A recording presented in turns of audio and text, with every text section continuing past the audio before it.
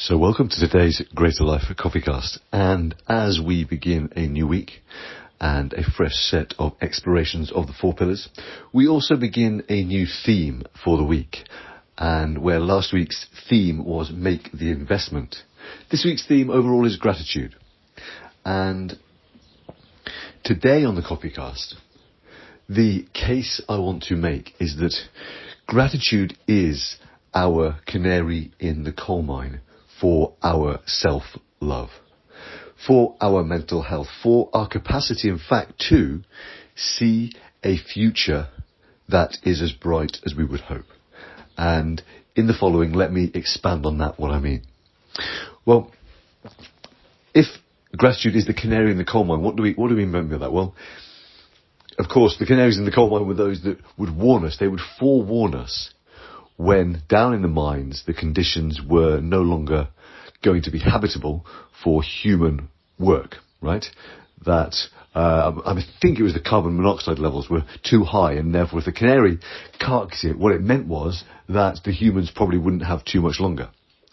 And in this context, particularly around health, and here more than ever in terms of our mental health, if we can notice a diminishing in our capacity for gratitude, that is, the canary in the coal mine of our souls has begun to struggle, then we know that we need to take some steps to address things. Okay?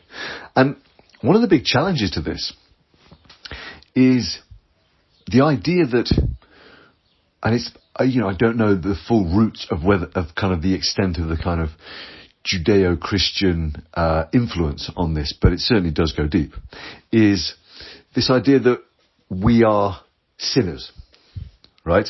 And that, the flesh is weak, and that just by the very fact of our existence, thanks to Eve, we're all condemned sinners, right?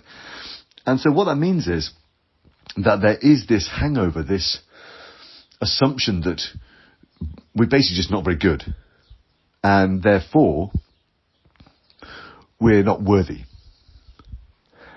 And if we're not worthy, that means we don't deserve things. And if we don't deserve things, then there's nothing to be grateful for. And so you can see that this is a pretty messy, tangled web, whereby for many of us, and I know I speak for myself, that was my experience, is that I feel like I have to have done something or earned something in order to be able to feel grateful. And my dearest hope is that from this CoffeeCast, we lay that to rest. That actually we recognise from this moment on, if that is a thought pattern or a perspective that you have held, that there is nothing you need to do to feel grateful. There is nothing you need to have won or accomplished in order to receive the profound benefits of allowing yourself to be grateful and indeed to celebrate yourself. And that's what I would invite you to consider. An alternative perspective to this, I'm an unworthy sinner, is that you get to celebrate just for being. And that gratitude is how you express that celebration. That being grateful for the fact that you have a kettle, being grateful for the fact that you can then take a sip of tea or coffee and savour the flavours and enjoy the experience of a little kick of caffeine as it wakes you up. These are all experiences that you do not need to have earned.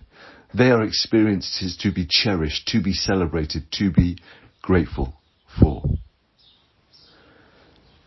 And so as you take stock of how you view the world and how you view life, where are you at right now with that capacity to be grateful simply for the sake of gratitude itself? To be grateful simply for the fact that you get to share in this wondrous mystery called life. And if that's something that perhaps doesn't come easy, then what is one thing today you can be grateful for, that you can celebrate, and perhaps take the first step toward changing your entire life?